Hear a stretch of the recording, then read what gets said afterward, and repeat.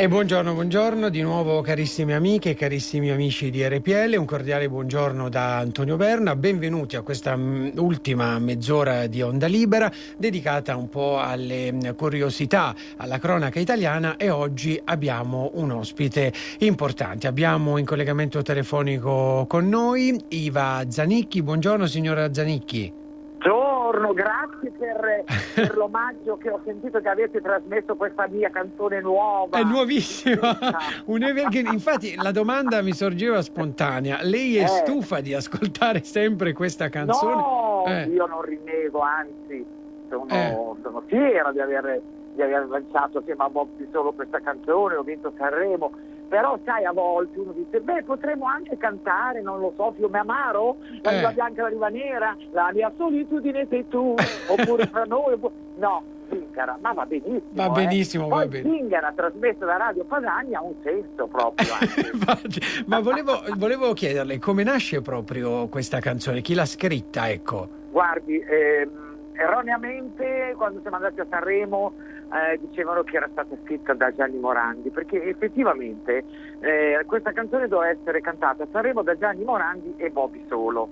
Poi l'RCA, che era la casa di Gianni, si ritirò, ma non l'ha scritta lui. La canzone l'ha scritta Riccardi, la musica, e Albertelli, le parole. Certo, e insomma. Perché bisogna dare a Cesare quel che è di Cesare. Allora. È una canzone che ha avuto successo, devo dire, in tutto il mondo, sia cantata da me, ma non da Bobby purtroppo, ma da Nicola Di Bari. In tutto il Sud America ci contendevamo le classifiche, io e Nicola, e spesso e volentieri vinceva Nicola Di Bari, diciamo la verità. Allora, signora Zanicchi, oggi con me in collegamento telefonico c'è anche Alessandro Rico, giornalista della Verità. Ciao Alessandro, buongiorno. Ciao Alessandro, buongiorno. Alessandro? Non lo sentiamo. Alessandro? Chiediamo in regia a Roberto di chiamare Alessandro Rico, non riuscivamo a prendere il collegamento. Ascolta, mentre aspettiamo Alessandro, mi pare, perché ero sintonizzata con voi, non so se è vero, se ho capito male, parlavate della Ceccardi? Del sindaco che è leghista, che è europarlamentare? Sì. No. Stavamo... Lo sai che è mia parente? Ah no, stavamo parlando con Donatella Legnaioli, deputata della Lega, che poi appunto c'è anche la Ceccardi, europarlamentare della Lega, e sua parente. Certo, ed è stato sindaco di Marina di Cecina, giù di là, insomma. Come no, certo, abbiamo dei nonni in comune, nonni anzi.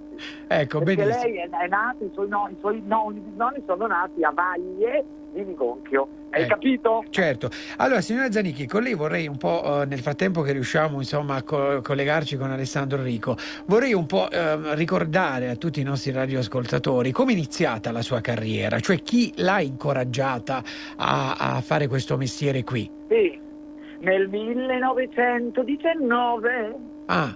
Sono passati tanti anni, caro. Guardi, devo dire la verità, io sono nato in un piccolissimo paese sull'Appennino tosco-emiliano. Sì. E pensare di poter arrivare a Sanremo, di poter cantare in un palcoscenico, in un teatro, era una cosa come se adesso un ragazzino volesse andare su Marte. Certo che ci può andare, ma non è così facile. E non era possibile, non c'era nessuna strada, nessuna possibilità. Mia mamma mi sosteneva, ma era impossibile, anche perché eravamo molto ricchi, ma sa com'è, no? Possibilità di mandarmi in città non ce n'erano. E invece poi è arrivata, il destino ha voluto che arrivasse in paese la radio, cioè una trasmissione condotta da un vecchio e bravo presentatore che si chiamava Silvio Gigli, che faceva gareggiare i comuni, città contro città. E così niente, è nato tutto lì, perché io ho partecipato a questa cosa, siamo andati in finale a Reggio Emilia, poi ancora a Bologna, e lì ho potuto cantare per radio. E il destino, quando vuole, mi ha sentita per radio un certo Gianni Ravera. Ecco, Gianni Ravera è il patron di Sanremo e di Castrocaro, e mi ha invitato al suo festival, e da lì è nato tutto, ma è stata dura, così è semplice, ma mi creda, è stata durissima. La gavetta, che tanto è una parola tanto odiata oggi, ma la vera gavetta secondo me serve, perché poi puoi cantare, puoi recitare, puoi per 55 anni o 60 anni come sto facendo io, hai capito? Certo, ma poi come Grazie nasce anche la sua passione per la conduzione, perché insomma noi tutti ci ricordiamo che Il prezzo è giusto, erano gli anni in cui insomma io sono cresciuto ed era una trasmissione divertentissima. Come è nata insomma anche questa sua passione? Ma anche quella è nata casualmente, come lei può sentire, io sono una grande chiacchierona, mi piace cantare e recitare, mi piace parlare, mi piace anche ascoltare, devo dire la verità. Questa cosa è nata perché io ho partecipato tanti anni fa alla prima grande trasmissione, grande show di Canale 5 che si chiamava Premiatissima, che era condotto da Johnny Dorelli e Ornella Muti, era uno spettacolo molto bello, dove io cantavo, gareggiavamo, eravamo 6-7 cantanti e si gareggiava tra noi. Un giorno Dorelli, che mi aveva sentito per radio, ha detto: Iva, perché non racconti con la storia del prete, la perpetua del tuo paese che mi fa tanto ridere? E io ho detto: dai, intrattieni il pubblico, perché erano trasmissioni registrate, duravano una vita. E io sono andata fuori, ho raccontato questa roba non sapendo che la stavano registrando. Ed è venuta abbastanza bene, l'hanno trasmessa in una di queste puntate, l'hanno mandato un pezzetto di questo mio colloquio, questo mio, che intrattenevo il pubblico. Da lì mi hanno visto i dirigenti di allora, adesso non mi ricordo neanche, non si chiamava Mediaset, però insomma va bene così, e mi hanno chiamato e mi hanno proposto di fare un quiz al mattino, e abbiamo sperimentato, perché nessuno poi lo sa. Facciamo un affare, si chiamava. Prima di Raffaele, prima di tutti abbiamo sperimentato questo giochino, facciamo un affare, che poi lo sa lei che sa tutto. Da lì sono venute fuori tutte le trasmissioni accoppiate, perché era un format, era americano, ed era fortissimo, era carinissimo. Da lì poi hanno copiato tutti, va bene? Certo. A che ora andava in onda la mattina? Busta che dicevo, se vuoi la busta chiusa, potrebbe esserci dentro una villa, una macchina, oppure io ti offro un'altra cosa, e la curiosità spesso e volentieri sceglievano la busta e dentro c'era magari un francobollo. È una cosa, questa non me lo ricordo neanche, però era una cosa così. Benissimo. Va bene? Allora, poi è nato che Il prezzo è giusto. Quanti anni ha condotto Che Il prezzo è giusto? Ma stia zitto, ma sai che non me ne rendo neanche. Ma sarà stati una decina d'anni. No, 13 anni e mezzo, 14 anni. Sai che io incontro adesso dei giovanotti, degli uomini con i bambini, delle famigliole, che è anche bello, che mi dicono: con la nonna guardavamo che, adesso sono già degli uomini fatti con figli e si ricordano che da bambini guardavano perché io ho finito l'ultimo anno, credo che era il 2000 penso, 2008, 2007, per cui quasi 14 anni. Ecco, insomma, ma le manca un po' quel periodo, sia sincera. Mi manca guardi, devo dire proprio la verità, mi manca moltissimo l'atmosfera che c'era quando tu andavi negli studi televisivi, cosa che io non ritrovo adesso, creda. Noi eravamo 90 persone che ci lavoravano, ma eravamo una famiglia vera. Io ancora adesso che trovo i vecchi, adesso sono vecchissimi, allora erano ragazzi, facevano i cameraman, l'assistente di studio. Quando arrivo, che vado negli studi di Mediaset, ci ricordiamo quel periodo che, mamma mia, ma che bello, ma davvero c'era tanta amicizia, tanta solidarietà, c'era proprio una semplicità, eravamo tutti uguali, io figura, poi col carattere che ho io se non riesco a instaurare un'amicizia vera con tutti, non riesco neanche a lavorare. Certo, per cui adesso se lo tirano, se va meno. Sai che sono i conduttori e le conduttrici che non camminano mica, potrebbero anche non consumare mai le scarpe, perché volano a mezzo metro da terra, è una roba che io non ho mai visto. Allora, quali sono i suoi prossimi progetti? Ne ho, caro. Dato che sono molto giovane, che sono una ragazzotta, ti dico solo quelli più immediati. Allora, la cosa bellissima che il 22 ottobre, posso dirlo, il 22 ottobre mi esce il mio terzo libro. Ecco, come si chiama? Poi io vengo e ne parlo. Così, certo, in radio, perché adesso cambieremo gli studi e quindi ci saranno i nuovi studi e può inaugurarli lei. Io vengo lì. Benissimo. E il titolo di questo libro è Nata di Luna Buona. Ecco, di che parla? È autobiografico. Nata di luna buona, perché è una frase che ha detto questo mio bisnonno, dato che non mi voleva nessuno, perché erano nate 2 sorelline prima di me e tutti volevano il maschio. Mio papà è stato 3 giorni senza volermi vedere e mia mamma, quando mi ha visto, piangeva disperata. L'unico a volermi vedere con affetto e simpatia era questo bisnonno vecchissimo, che era proprio qua morente in un letto, però è voluto vedere questa nipotina appena nata, che era detestata da tutti. E lui è salito, quando mia mamma l'ha vista, ha detto: oh nonno, che disgrazia, è nata un'altra femmina, e per di più bruttina, perché ero bruttina. Allora questo mio bisnonno si è affacciato, mi ha guardato dentro la cestina e ha detto: non è poi così bruttina, questa bambina è nata di giovedì e di luna buona. Hai capito? E sarà molto fortunata. Quindi allora io questo libro l'ho chiamato Nata di luna buona. Ecco. Ti piace? Sì. È bello, no? È bellissimo. E poi altri progetti, teatro, televisione, dove la vedremo? Occhio alla penna. Poi stiamo realizzando un disco e ti tengo a dire che, disco pazienza, poi vediamo, ma una canzone che è molto bella, poi te la farò sentire. Sì. Scusa, sono passata al tuo, ma io non fa niente, posso darle del tuo o no io? Certo che mi puoi dare del tuo. Allora, questa canzone verrà realizzata assieme a J.H. Questo mi ringiovanisce, capito? E come si chiama già? Si sa un po' il titolo? E il titolo, il testo di Malgioglio è tutto un mistero, non si sa. Benissimo. Poi lui ha detto forse sangue amaro, ho detto lascia perdere. Sempre amaro, perché ha fatto con Barbara D'Urso dolce amaro. Ecco, ho detto lascia stare, allora chiamalo sangue nero, non lo so. Adesso vediamo il titolo come sarà. Ecco. O canzone del mare, vediamo. Poi in televisione la vedremo? Anche troppo. Dove? Allora, la prima cosa che faccio con gioia, perché lo stimo tantissimo, e sono circa 20 puntate con Chiambretti, ecco. La Repubblica delle Donne, e la faccio con molto piacere. Poi un'altra trasmissione che faccio con gioia, no, ma sono sincera, perché io devo lavorare con le persone che stimo. Con la Unzi, che la trovo deliziosa, è una persona buona, ma davvero, buona, di sentimenti straordinari, è una gran brava donna, bella e brava anche artisticamente. Ecco, un nuovo programma. Fa All Together Now e io me lo rifaccio. Certo. Poi assieme a mio figlio, che lui vuole che io dica figlio, ma dato che abbiamo quasi la stessa età, lui pensa di essere molto giovane, Malgioglio, invece più o meno è vecchio come me, faremo assieme, forse, dobbiamo decidere, di nuovo Il Grande Fratello.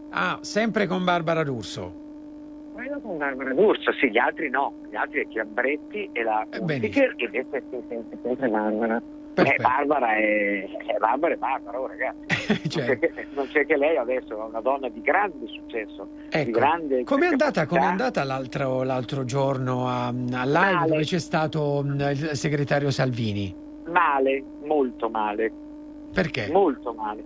No, perché io ero l'unica che doveva difendere Salvini. Perché ho scelto io di difendere Salvini, perché a me Salvini piace, perché io ci ho lavorato 5 anni in Europa, so le capacità, e poi non lo devo dire io, lo dimostrano i milioni di persone che hanno votato per la Lega e per lui, per cui so che è un grande lavoratore. Lui dicevano che invece andava al mare, che non ha mai figli, che li ha allevate mai. Io l'ho visto anche come padre, perché mi ha presentato anche l'ultima bambina nata, era affettuosissimo, un grande padre, e al di là di questo un grande lavoratore, perché lui non mancava mai nel momento europeo, però la sera prendeva un aereo, tornava qua a Milano per lavorare qui sul territorio, il giorno dopo era di nuovo là.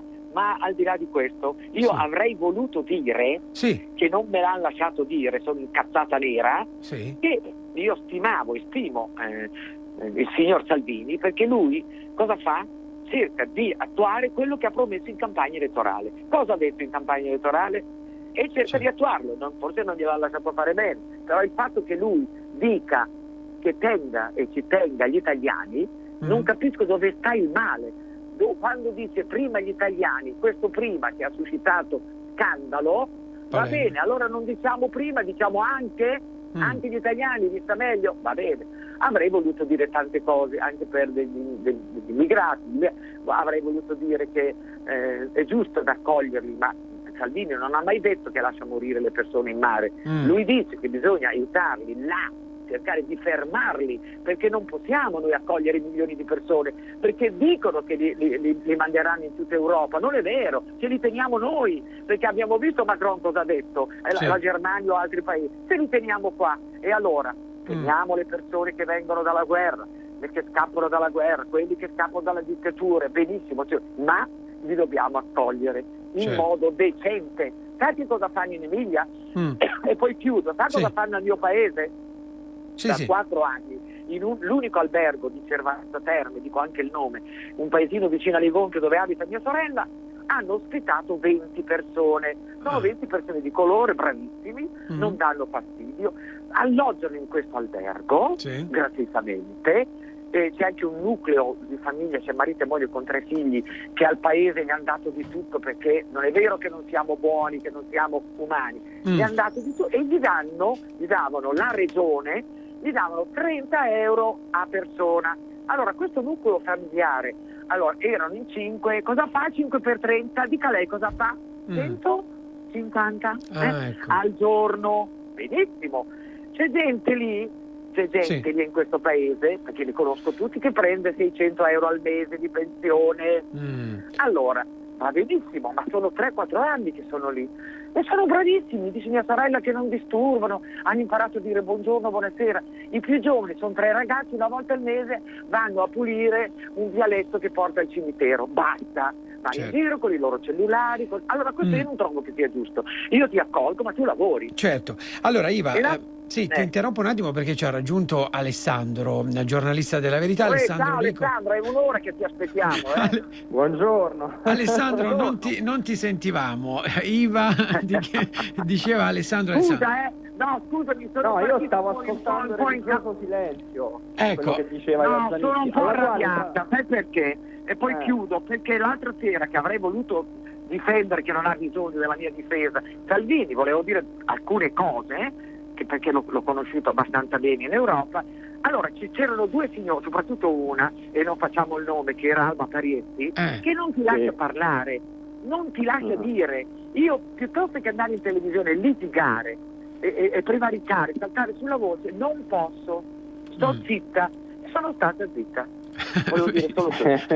Alessandro, tra l'altro a Iva Zanicchi dovevo dire esattamente la stessa cosa che lei riferiva prima. Anch'io con mia nonna guardavo che il prezzo è giusto, e soprattutto ho un bel ricordo legato al fatto che mia nonna mi cantava sempre la zingara.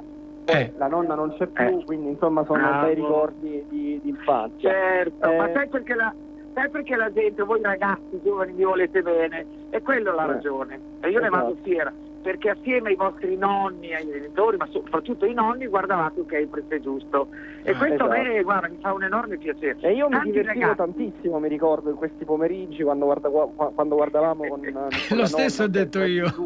Erano esperienze comuni. È bello, insomma, l'Italia è anche questo, no? Una narrazione, una sorta di autobiografia della nazione, la nostra Iva Zanicchi. Ecco.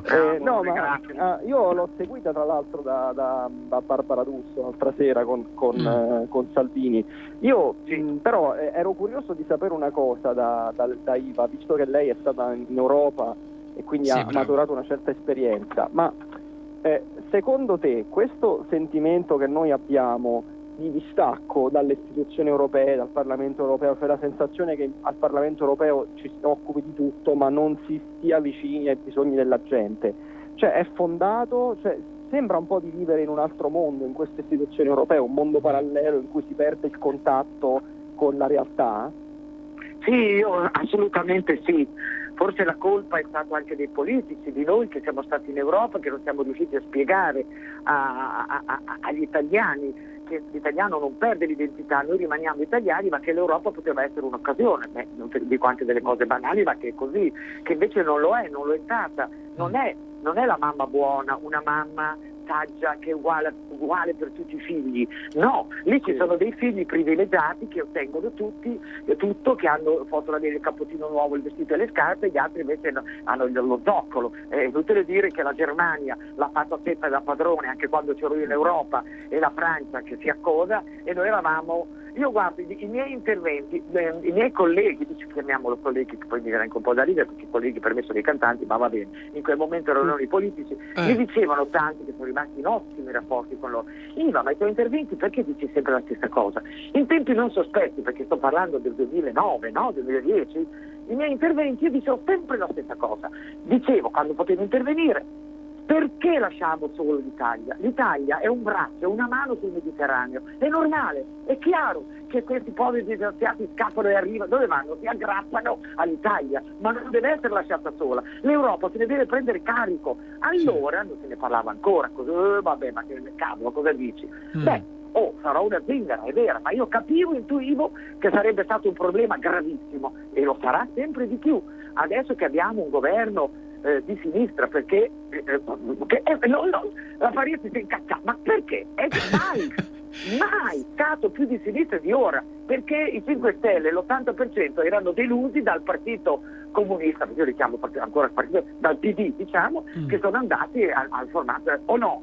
Certo. Mai come ora c'è stato un partito di sinistra al governo. Bene, speriamo che oltre che aprire tutti i porti, che è anche giusto essere umani, perché lo dice anche il Pontefice, io sono cattolica, per l'amor di Dio. Allora, vedremo, perché adesso tutto va bene, anche le cose più stupide, più becere in questo momento vanno benissimo, ma è sempre stato così. Quando la sinistra va al potere, le cose si placano, i sindacati stanno buoni e tutto va bene. E allora speriamo che questo paese riesca a andare bene con un governo non votato da noi, ma pazienza. Senti, speriamo che vada bene. Iva, ma un tuo possibile ritorno in politica mai? Neanche morta, scusa che ti interrompo, faccio come ha fatto la Parisi con me. Hai deciso? Neanche morta. Amore, ma lo sai, perché soltanto perché io ieri sera sono andata a difendere, vabbè, c'è anche chi era contento, ma scontenti tutti.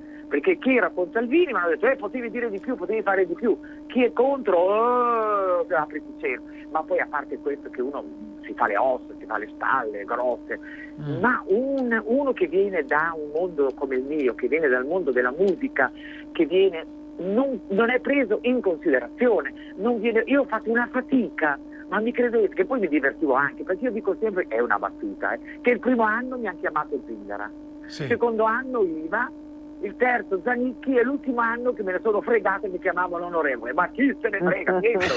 Hai capito? Certo. Perché poi ci ho dato l'anima, il cuore, mi mandavano in giro per il mondo, nei paesi più poveri, ho visto cose che fanno male al cuore. Io perché non... Quando vado in Africa, sono stata in Angola, sono stata in Congo, ma io ho visto davvero i bambini morire e se una mamma ha i figli che muoiono di fame, ma lei fa bene a venire ovunque, a piedi, a nuoto, per salvare i propri figli, ma proprio per questo dobbiamo essere consapevoli a lei di aiutarli là. Ma io ho visto delle robe, ragazzi, che non ci si crede. In Angola ci ha ricevuto il presidente che neanche a Hollywood c'erano i piatti d'oro.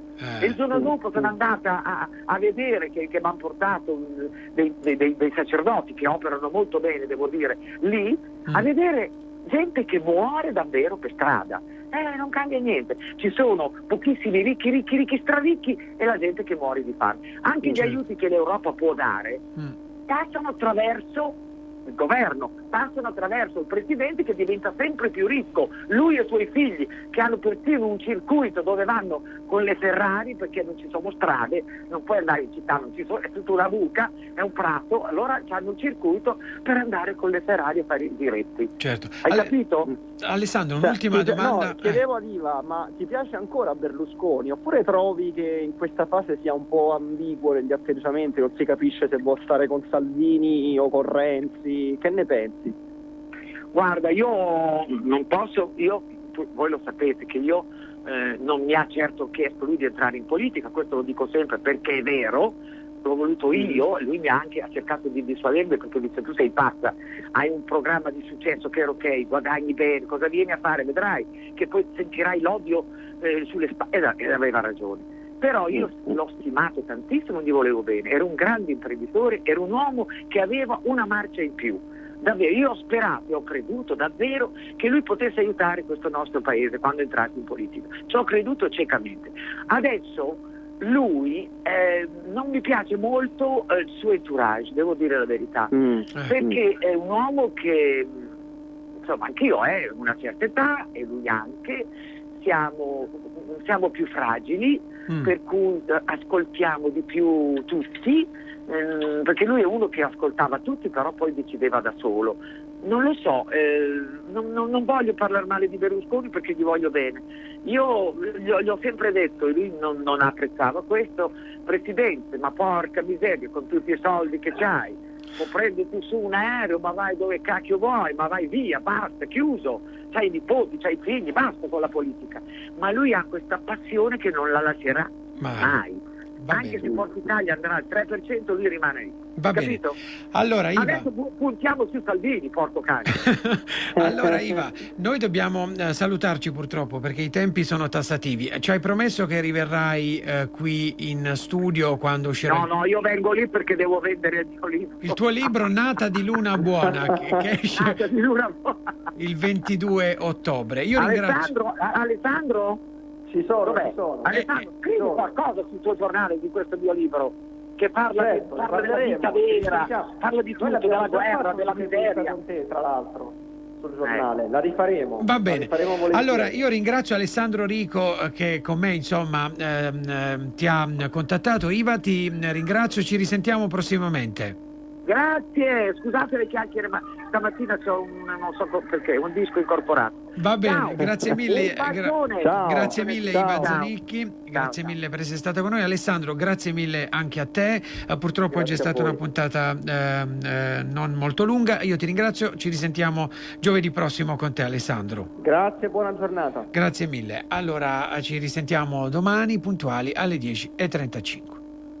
Messaggio per tutti gli imprenditori, gli artigiani, i commercianti, i liberi professionisti. Hai un'attività? Dei prodotti da promuovere? Prova la pubblicità sulla nostra radio. Radio Padania ha preparato per te una grande promozione per aiutarti a sostenere la tua attività a tariffe davvero straordinarie.